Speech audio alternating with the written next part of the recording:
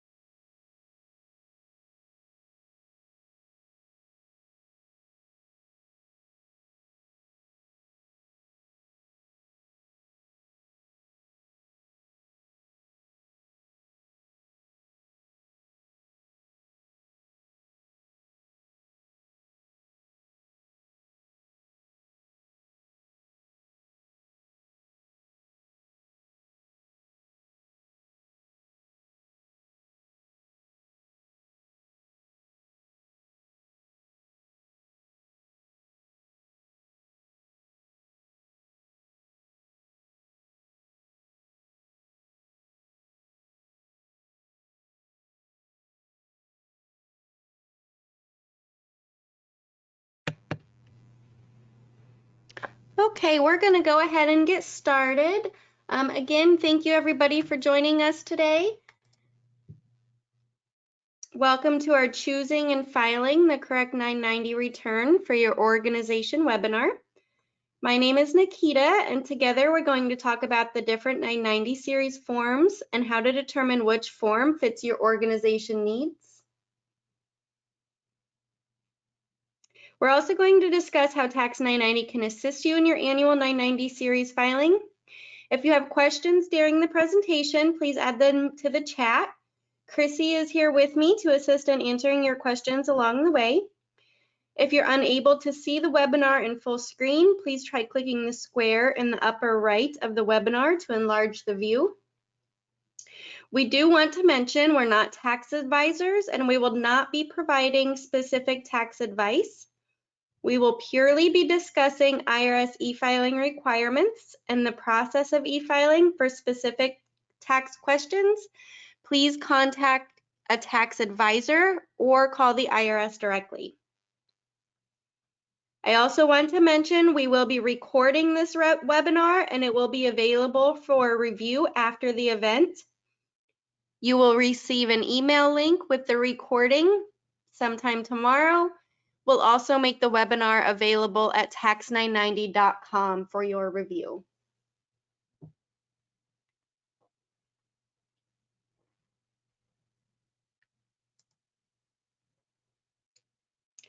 During this webinar, we'll be discussing what's being reported on 990 series forms, what organization information is required when completing your annual return, IRS e-filing requirements, different form options, IRS filing deadlines, and filing with Tax 990 directly.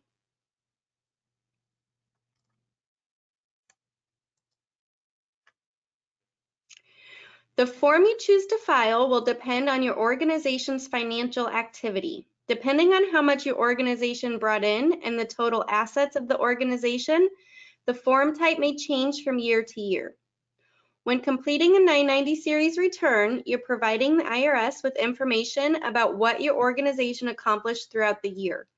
You'll explain the programs your organization was part of, the activities your organization hosted, and the financial transactions related to those programs and activities. You'll also provide information pertaining to governance of the organization and the annual revenue, expenses, and assets. Your 990 series return may also be used when applying for grants and funding.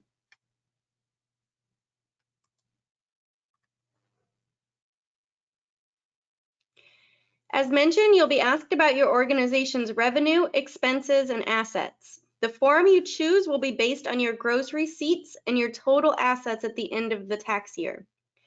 How do you determine that information?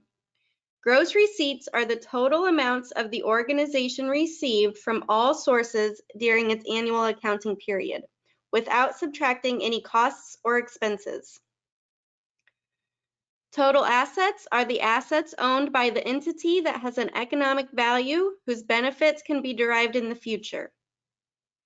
To confirm what your gross receipts and total assets are, you may consider speaking with a tax accountant for confirmation prior to filing.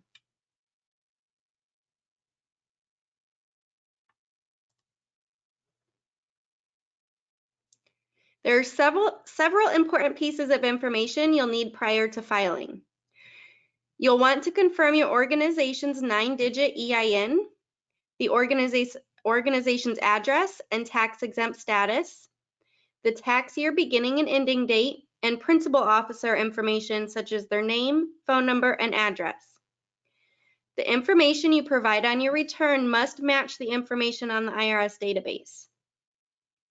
Most of the information can be found on your organization's IRS determination letter or on a previous tax return.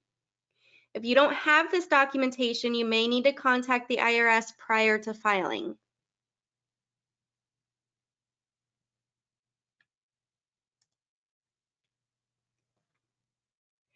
To maintain your tax-exempt status and remain compliant with the IRS, organizations are required to file a 990 series return on an annual basis.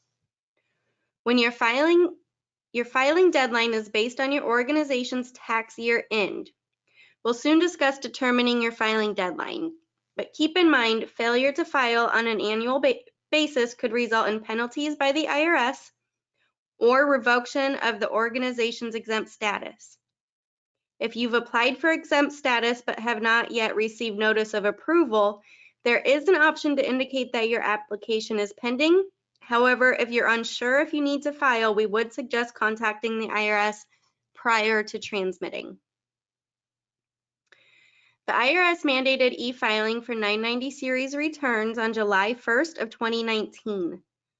Organizations filing a return with a tax year beginning after July 1st, 2019 are required to e-file the returns moving forward. The IRS is moving towards e-filing for many reasons.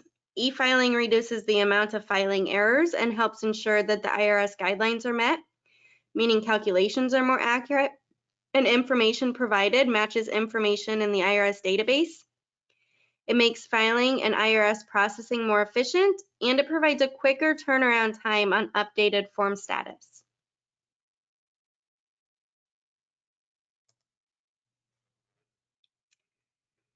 We're going to go ahead and begin discussing the different form types available. If you have questions about the specific form, please post them in the chat, and we'll try to address them all along the way. If you have specific questions about your Tax90 account, please email our support team to resolve those questions so we can take a look at your account directly. The 990N e-Postcard is often referred to as the e-Postcard. We get a lot of confusion on clients calling in whether it's the 990N or if they're filing an e-Postcard, but those are one and the same. It's the smallest form and can be filed by organizations with gross receipts that were less than $50,000 at the end of the tax year. Because of the small amount of information provided on a 990N, only a form summary is available upon completing the return. The 990N is the only one of the 990 series returns that does not qualify for an extension. When choosing which form to file, you can always file up, but you cannot file down, meaning if your gross receipts meet the requirement to complete a 990N, you can still choose to file a 990EZ or a 990 long form instead. However, if your organization meets the requirements of a 990EZ, you cannot choose to file a 990N instead. So you can choose to file a larger form, but you can't qualify for a larger form and choose to file a smaller form.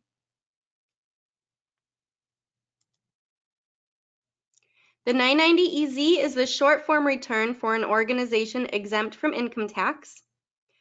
A 990EZ can be filed if the organization's gross receipts were less than $200,000 and the total assets at the end of the year were less than $500,000. This form is considered the short form because there are only 6 parts.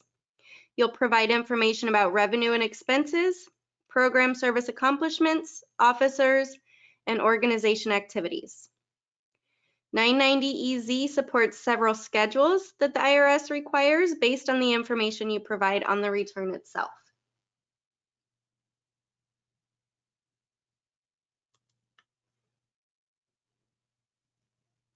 The 990 is the long form return for an organization exempt from income tax. A 990 can be filed if the organization has either gross receipts greater than or equal to $200,000 or total assets greater than or equal to $500,000 at the end of the year. The 990 form will ask for more detailed information specific to categories such as mission, accomplishments, revenues, expenses, governance, compensation of officers, and activities. The 990 supports several more schedules than the 990EZ. Like with the 990EZ, the IRS required schedules will be based on the information you provide on the return itself.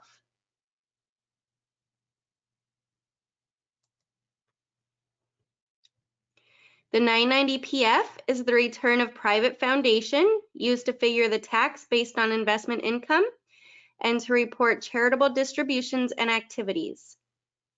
If your organization is considered a private foundation within the IRS database, you will be required to complete the 990PF form. The IRS will not accept an alternate 990 series return regardless of your financial activity throughout the tax year. Your organization's determination letter will clarify if your organization is considered a private foundation. Section 4947A1, non-exempt charitable trusts treated as private foundations can also complete the 990PF return. The 990PF only supports Schedule B for reporting contributor information. The 990PF is one of the only forms that may have a tax due related to excise tax based on investment income. If your organization owes the IRS, you can send a check or money order or use your EFTPS account to make those payments.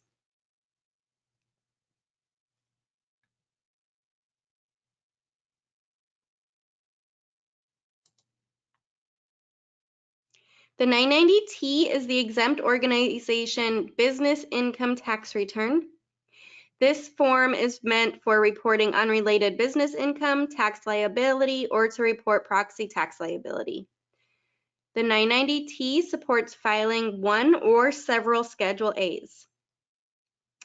This is the only 990 form that can be filed in addition to another 990 series return. For example, an organization can file a 990EZ and a 990T, but cannot file a 990EZ and a 990N. In addition to the 990PF, the 990T is another form that may have tax due related to the estimated tax on unrelated business taxable income and can be paid for similar to the PF with check, money order, or through an EFTPS account.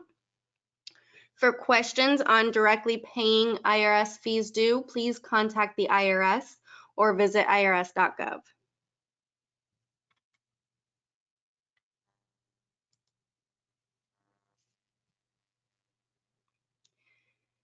The Form 8868 is used by an exempt organization to request an automatic 6-month extension of time to file. In order to qualify for the extension form, you must complete and transmit the 8868 on or before your original 990 series deadline. The 8868 is applicable towards the 990, the 990EZ, the 990PF, and the 990T. But as mentioned earlier, you cannot apply for an extension on the 990N form. If your original deadline to file, for example, is November 15th, and you apply for the extension, your new deadline would be May of 2023. If your deadline is coming up here in May, and you need to file an extension, your extended deadline would be November of 2023.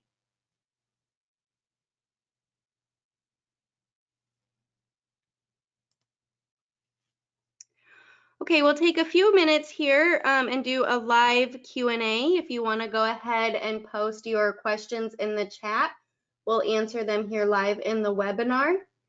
Or you can wait until after the live Q&A and Chrissy will address those questions for you. If we don't get to your questions today, we will follow up with a direct email this week to respond to your questions. But go ahead, post your questions in the chat and we'll take a look at them before we proceed.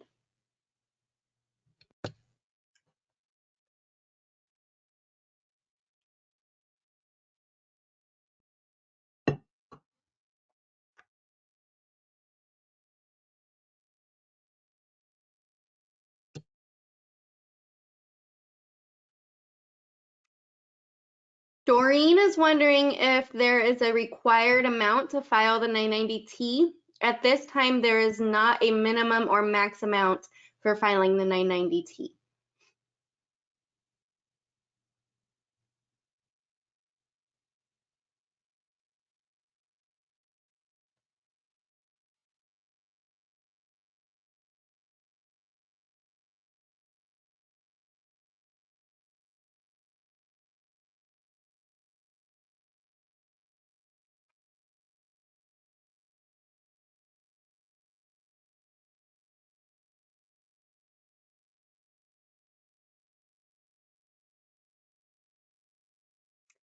Liz has a question on the requirement of the 990N. You can qualify for the 990N if the tax year you're filing for was 50,000 or less. There is no requirement on what you filed in previous years or intend to file in future years. It's only based on the tax year you're currently filing for. So if you're at 50,000 or less, you can file the 990N. The IRS saw a lot of this during the pandemic because organizations just weren't operating anymore during that time. So several organizations that have always filed a larger form in the past qualified for the 990N.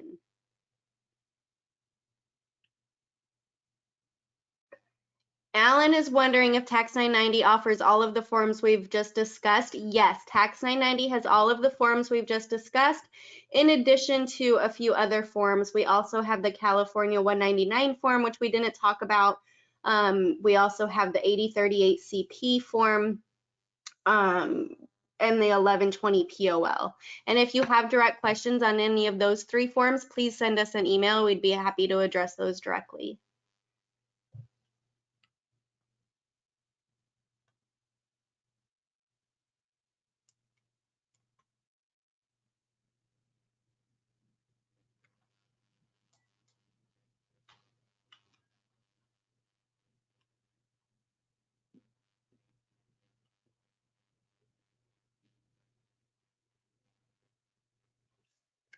Susan is wondering if you have past due 990 forms, are you required to e-file?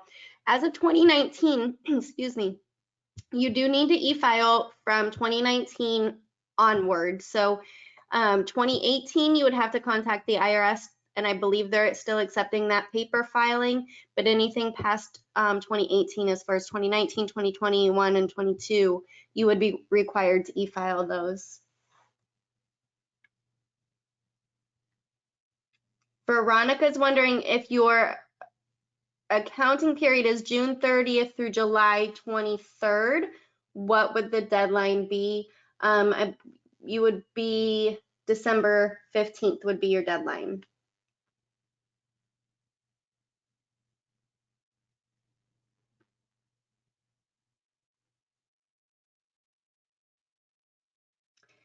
David, you are correct. There are certain areas in California that get an automatic extension.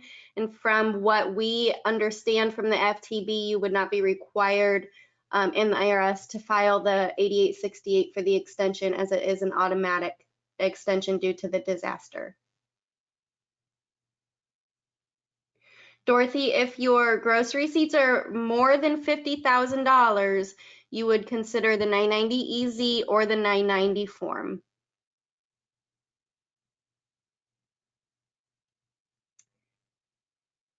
Calvin is wondering if there's a minimum for the 990 PF. The IRS does not have, again, a minimum or a max amount for filing the 990 PF or for filing any of the forms. You are required to file on an annual basis.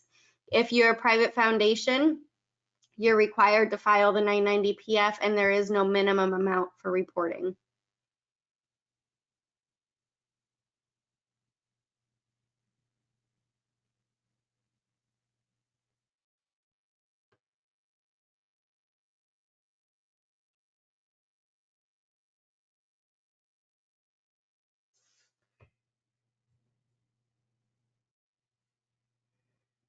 Shirley, no, you wouldn't. I'm sorry, let me just rephrase the question here. Shirley's wondering if you have to file the 990 in every year by the end of January. It doesn't have to necessarily be by the end of January. It would follow your deadline, which we're going to talk about here shortly. But you do have to file a 990 series return annually. And that 990 series return you file is based on your financial situation for the year. So if year after year, your organization brings in less than $50,000, then you may qualify for the 990N year after year. But you do have to complete one of the 990 series returns every year by the deadline. And again, we'll talk about the deadline here in just a few minutes.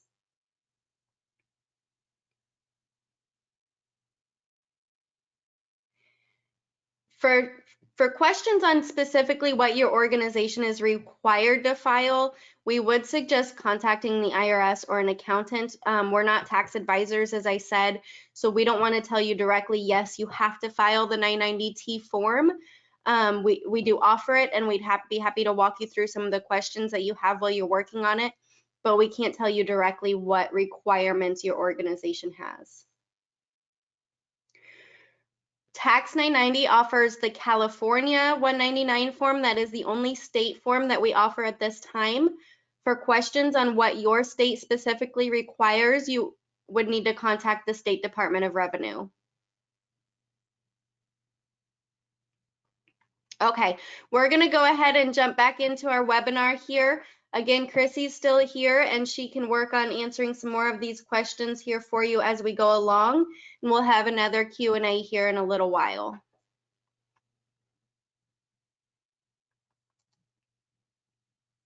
So as mentioned, we're going to talk a little bit about filing deadlines. Your 990 series return deadlines are based on your organization tax year.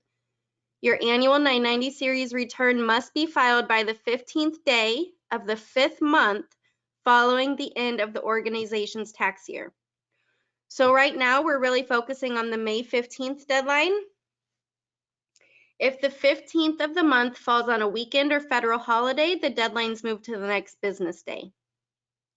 Most organizations have either a calendar tax year that runs from January 1st to December 31st, or a fiscal tax year that runs from July 1st to June 30th. However, a fiscal tax year can be any 12-month time frame other than January 1st through December 31st.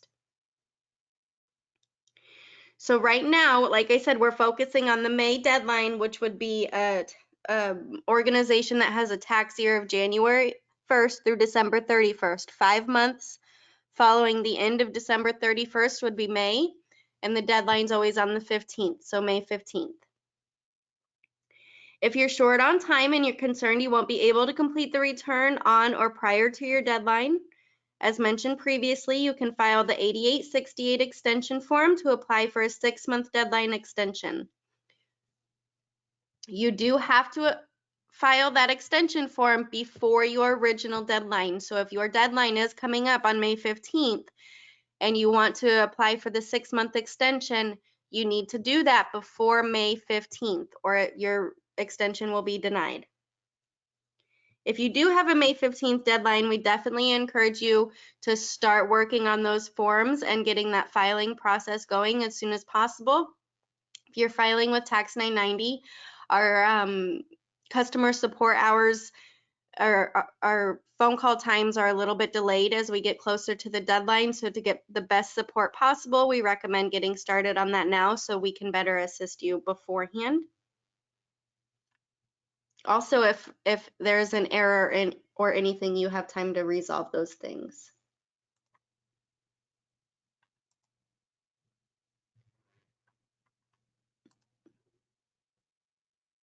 So we're going to talk a little bit about filing with Tax 990 now that we've gone over the different forms and the IRS requirements. So if you're not already a client of Tax 990, Tax 990 is a market-leading IRS authorized e-file provider. We have over a decade of experience with e-filing tax forms. When you file with Tax 990, we provide you with excellent live customer support, competitive pricing, and options to file for previous tax years. Since the IRS has mandated e-filing, Tax 990 is a great solution for electronically filing your annual 990 series returns.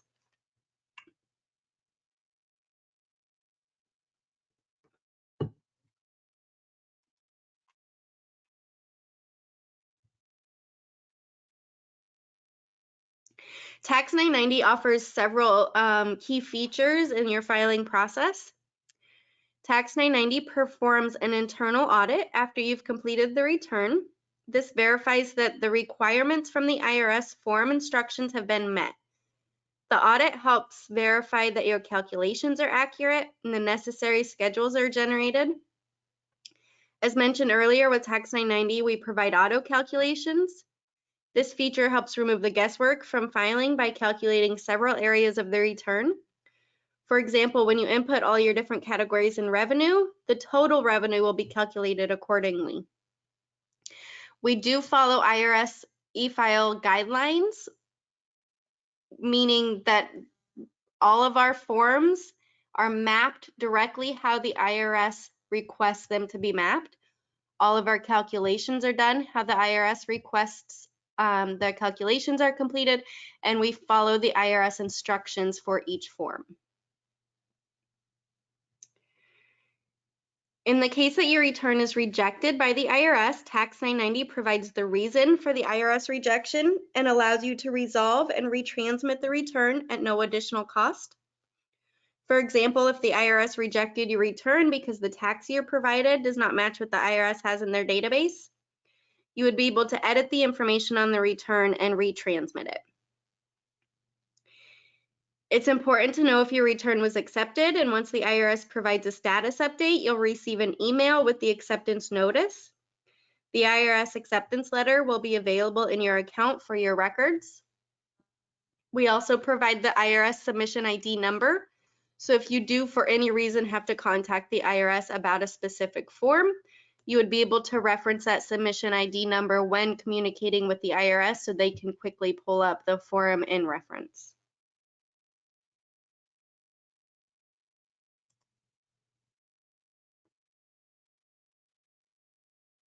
When filing from year to year, a lot of your information remains the same, and with Tax 990, we provide the ability to transfer information directly from a prior year.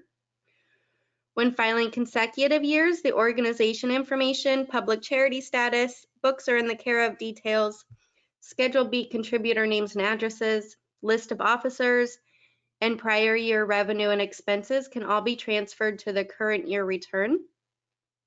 This is an optional feature, and information can be changed once the transfer is made, leaving it completely customizable for you.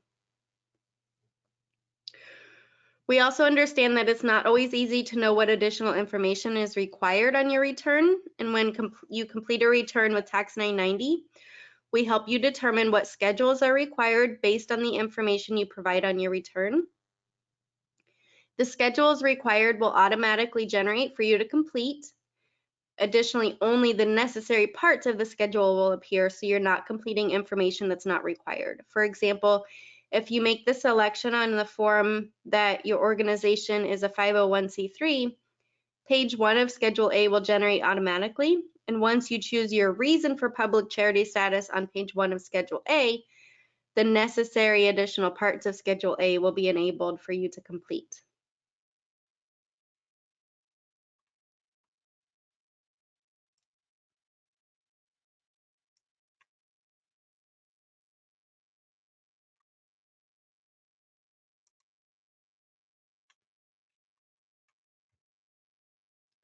We're going to briefly talk a little bit about filing directly within the Tax 990 site. We're going to take a look at how the filing process works all the way up through transmitting the return. We'll focus on adding your organization, completing a 990 EZ, reviewing attached schedules. We'll look at the internal audit, go through processing your payment. We'll talk a little bit about sharing your return and then transmitting to the IRS.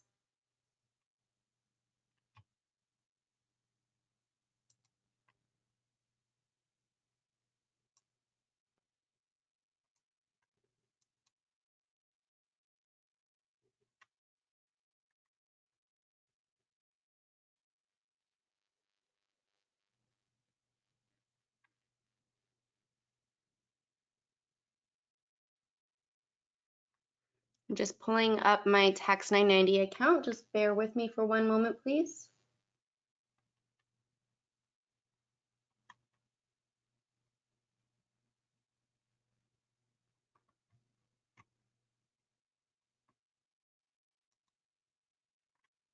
Okay, so this is what your basic Tax 990 account looks like. You have your home screen here that's going to list all of the forms filed under one organization.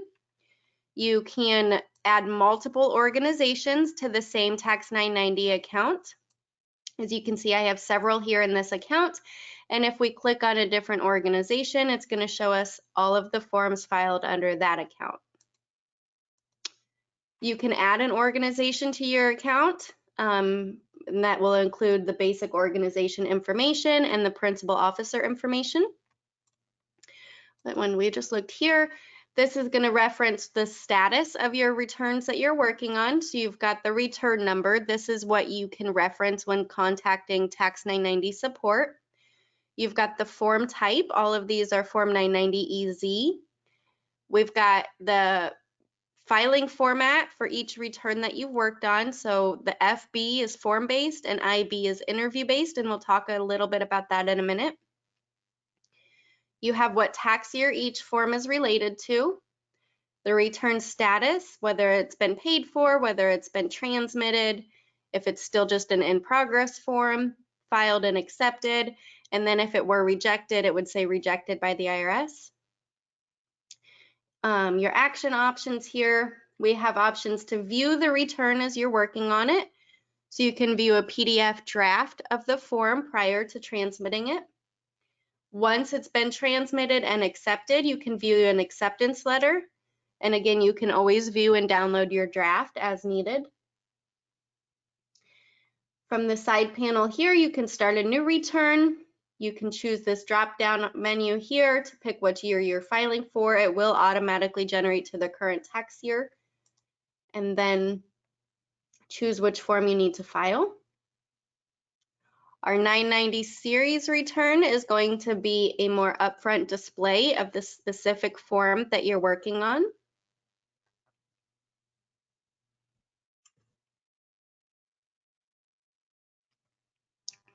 Sorry about the delay. Our test site is a little bit slower.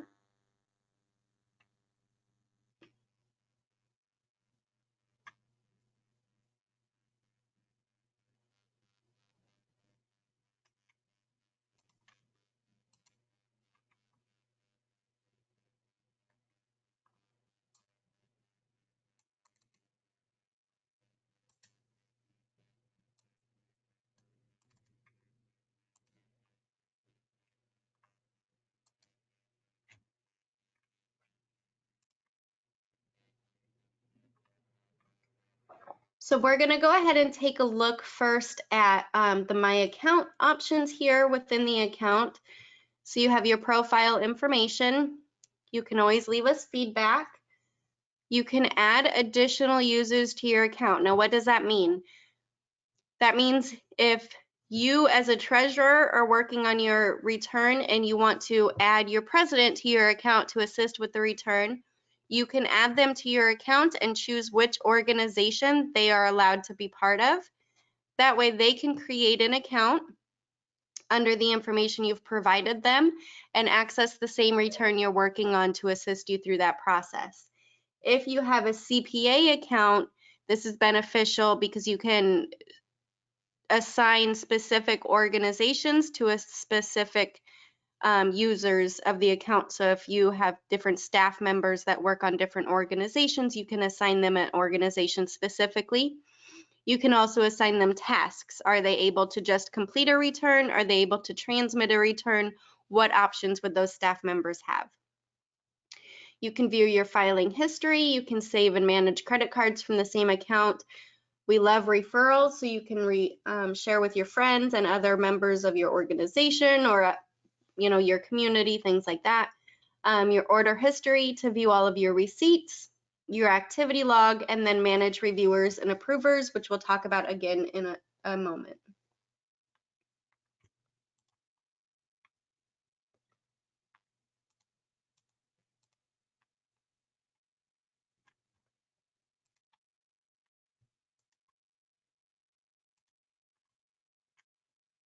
We're going to go ahead and pick up where we left off on this in progress form-based return. Now we have two filing formats, as I mentioned earlier. We have this form-based return, which looks just like the IRS form, and we also have an interview-based return. Let me see if I have an interview-based option available. So if we take a look at this one, The interview-based is a very question and answer format. So it's going to say, did your organization do this? Yes or no. If you check yes, then it's going to generate all these other sections related to that for you to complete. Did we receive contributions? We're going to say yes, and then we'll get pop-ups to add our contribution information. And the whole interview-based process will be very similar, yes and no responses, and then adding based on what you've provided. The form-based, as I mentioned, looks more like the form itself. And you fill it out more in a line-by-line format instead of a yes and no format.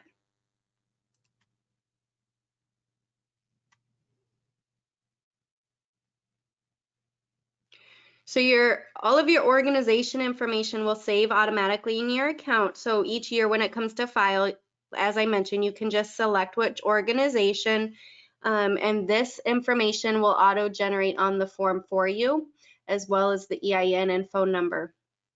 So saving the organization to your account means this section here is automatically generated when you start a new return.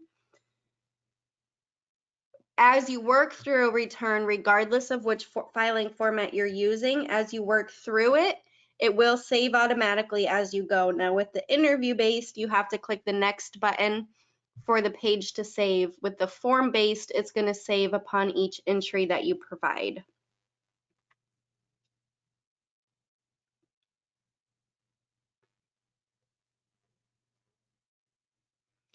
We're also cloud-based. Tax 990 is a cloud-based program, meaning you can work on the form from anywhere. So if you started at home and then you need some help from somebody in the office, you can pick it back up in the office because it's all just an online account and it's accessible anywhere. We are Tax 990 is SOC 2 certified, as well as all of our other products, so we can ensure that your information is safely secured in our database.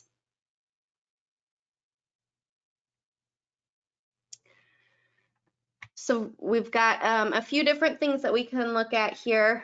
We've got this navigation pane on the right that allows you to search through the different pages of the form,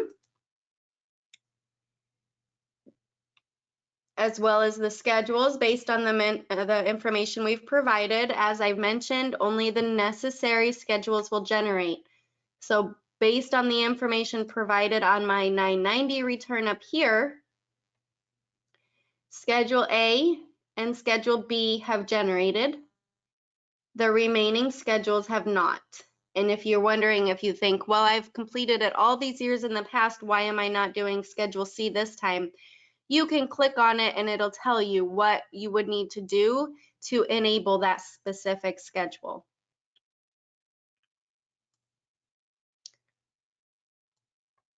We've got the internal audit, this icon here. As mentioned, using an authorized e-file provider such as Tax 990, you're able to transmit the return and receive an IRS status update at a quicker rate. And with our internal audit, we're able to confirm that your form has met the IRS business rules prior to filing. And with paper filing, there's just no determination whether what you transmitted met IRS instructions and guidelines or not. So while the audit error is not gonna, it may not understand something like your tax year is wrong because that's specific to your organization, it will pick up that you didn't complete this section of the form, or you need to add information here to proceed, or you need to attach a schedule. So it's only going to pick up direct IRS instructions, not organization specifics. So you can't rely on the audit to know, for example, what your organization's tax exempt status is, but you can rely on it to pick up the fact that you're a 501c3, so you have to have Schedule A.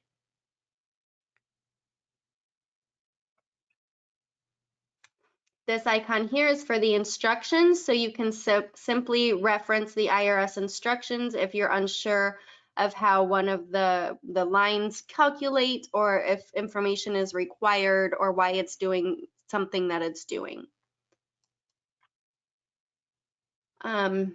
Schedule O, as most of you know, is a supplemental statement or schedule. We do provide a couple options on Schedule O.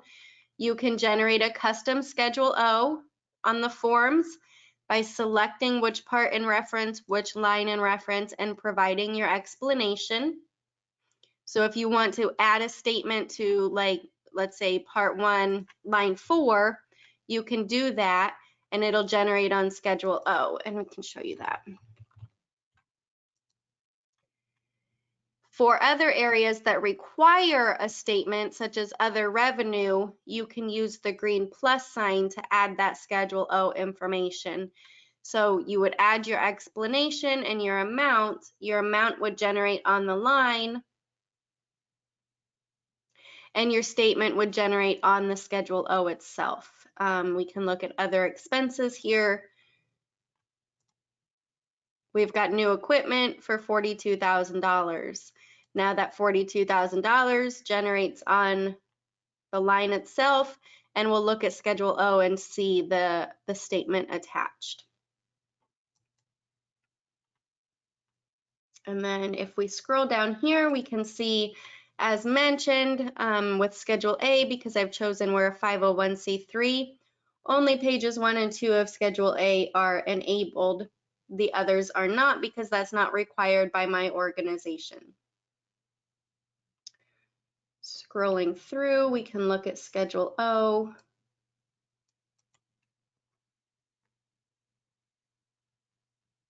So all of your statements, as I'd mentioned, will show up on Schedule O. So part 1, line 16 for new equipment, like we talked about, that $4,200. This page is referencing part 2, line 24. And then our last one would be that custom Schedule O we input for part 1, line 4.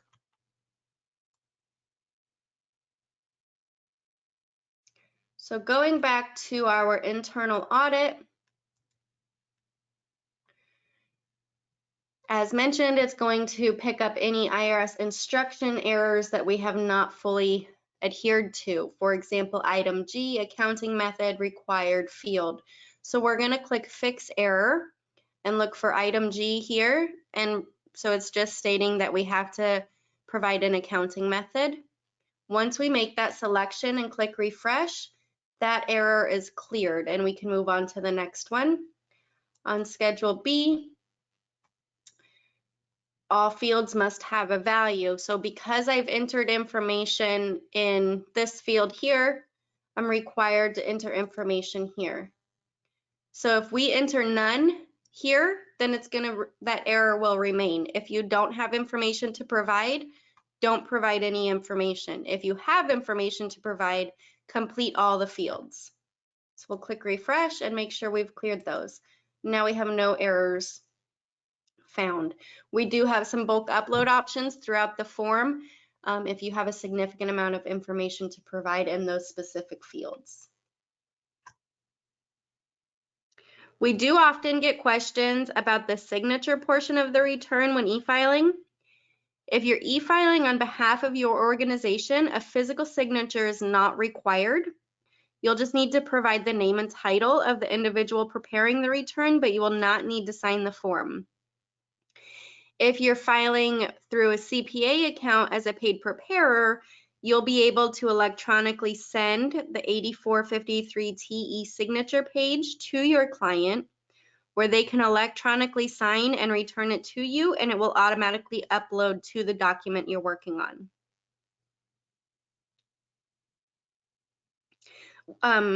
We're going to go ahead and proceed with save and continue to audit here and complete our form. This is just going to give us a detailed summary of the information we've completed. We'll click continue to audit from here.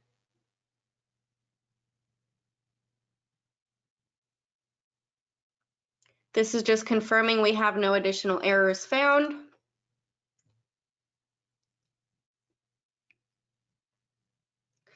This is our service fees page to indicate the amount for the filing fee.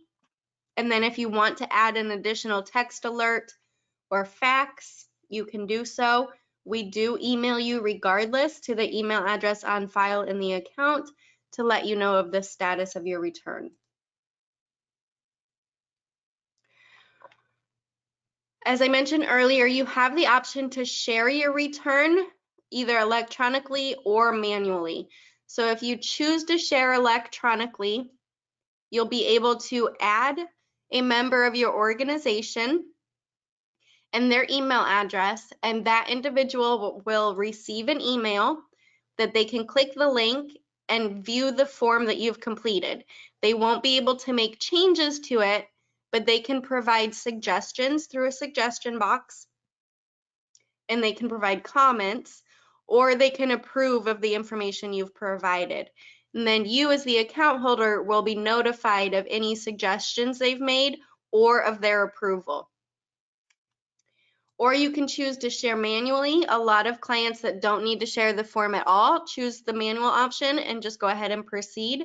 This also allows you to just print a draft copy of your form and physically share it with the necessary individuals.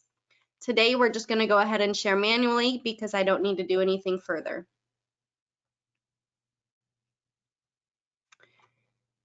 You will be asked to provide a 5-digit PIN, and this is just a PIN of your choice, serves as an electronic signature. It's not something that you've been given by the IRS or anything like that. You generate your own PIN, you use that, and you click transmit to the IRS. And that's it. So now the form's been successfully transmitted. Typically, it takes 24 to 48 hours to receive a status update on a return. But as I mentioned, the May deadline is getting very close, and that is one of the busiest deadlines of the year. So that definitely may extend the time in which it takes to get a status update.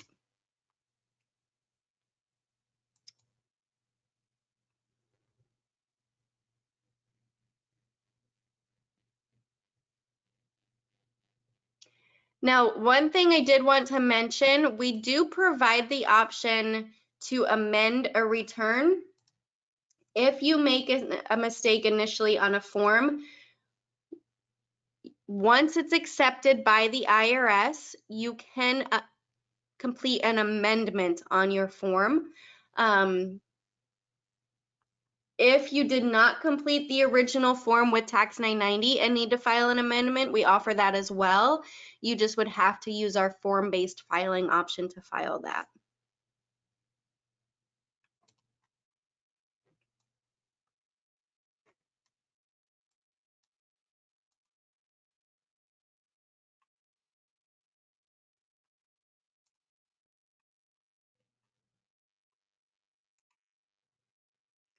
We do have several other solutions through our parent company with Span Enterprises that I'll just briefly touch on.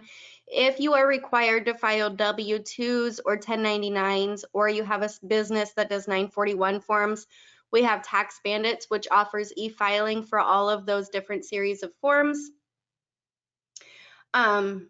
We have Express Extension for any extension forms like the 7004, those are backwards, but the 7004 or the 4868, also the 8868, you can file those with Express Extension. And if you do any Affordable Care Act reporting, you can use ACA-wise. Tax 990, as I mentioned, we offer live customer support. We're all very dedicated. We appreciate our clients, and we try to make every phone call personalized, and we try to make ourselves very available. You won't need to be on hold for several hours or be put on a callback list when you call us. Typically, when you need assistance with your return, you can give us a call or reach out via chat or email, and we're here to help along the way.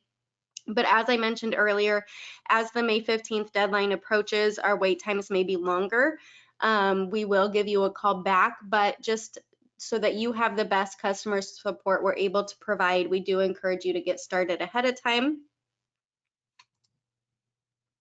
For those of you that attended today, we appreciate you. We appreciate the time you've taken out of your very busy days to listen to us and to learn from us and to use Tax 990. So we will be sending you a coupon code for 10% off of your filing fee that is valid through the end of the year, that you can use on your upcoming May deadline, or like I said, at any time between now and the end of the year. We have a great YouTube and blog channel. We are constantly putting more and more information, more tools and videos and shorts and different things on those different tools. So please take a look at them, subscribe to those different channels. We all have, of course, all the socials. And again, we're putting all kinds of information on them all the time. So please check out our socials, our YouTube, our blog for any questions or any topics or, just to keep up on what's going on in the world of filing 990 forms.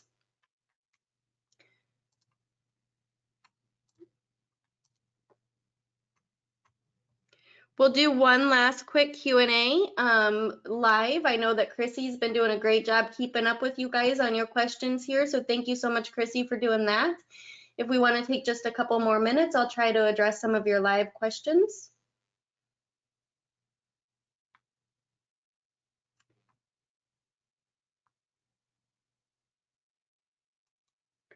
Again, for specific questions on how to report your information, you would have to speak with an accountant, tax advisor, IRS.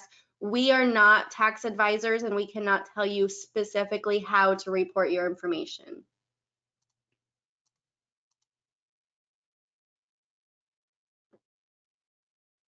If you have questions again on your specific account or how to navigate your form itself, please email us at support@tax990.com or give us a call so we can walk through that process with you.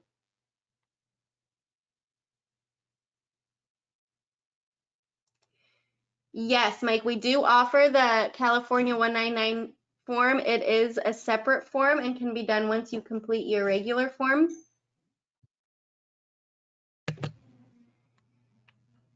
You don't have to have filed the original 990 form with Tax 990 to file your California form with us, but they are two separate forms in the account. Doreen, a PIN is not necessary for filing unless you have a tax professional account, and then a PTIN would be required. Deborah, I'm sorry you joined late. We will be posting this on our socials, our YouTube, and sending an email, so hopefully you can catch up with the rest of what you missed in your downtime.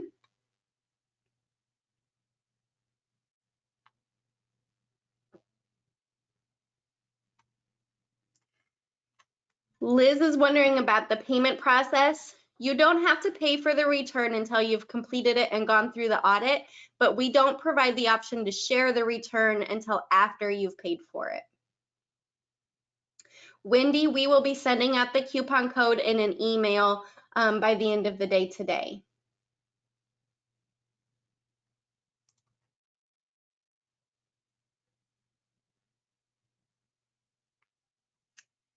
Kenya, we did go over briefly how to resolve your audit errors and just the process of doing that. If you do have errors on your form specifically, you can feel free to give us a call and we can try to help guide you through resolving those within your account. But there's such a large number of errors that could be generated that we can't go through all of the different scenarios in one webinar. But like I said, if you do run into errors and you don't understand them or how to resolve them, just give us a call. Mike, once you have an accepted 990 EZ, you can start your California form. Let me see if I can pull this back up over here and show you quickly. And you can just click Start Now on the California form after your 990 EZ is transmitted and accepted. You would choose the necessary tax year and can start that process.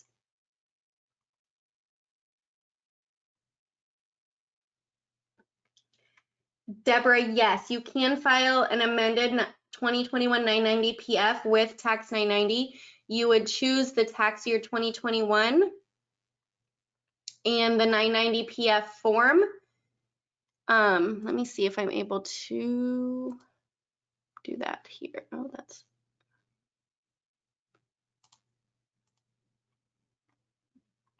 Let me just show you that really quickly if that's okay. As mentioned, you would have to start form-based, so you would choose 2021, form-based 990 PF. Oh, it's kicking me out.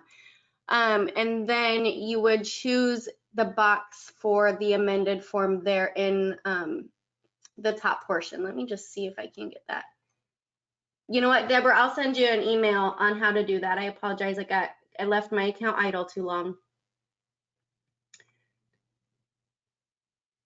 Kenya, yes, if you have an internal audit error, you will get a notification of that.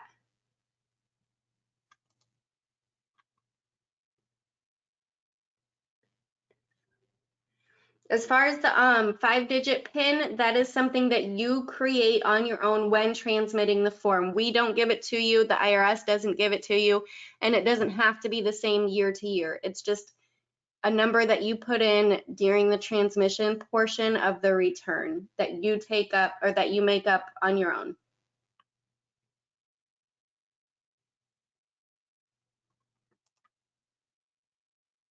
Archie, we're gonna get that email sent with the 10% off by end of day.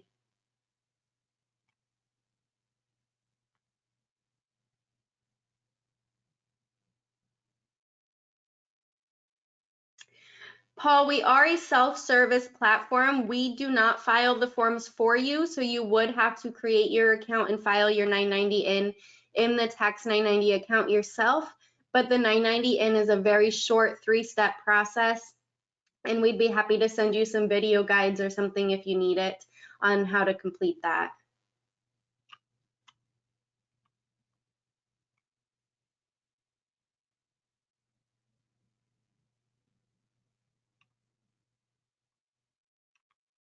Okay, so again, we appreciate your guys' time today. We appreciate you attending our webinar, being Tax 990 clients. Most of all, we appreciate you for that. If you're not a Tax 990 client, you can create an account at any time and get started on those forms.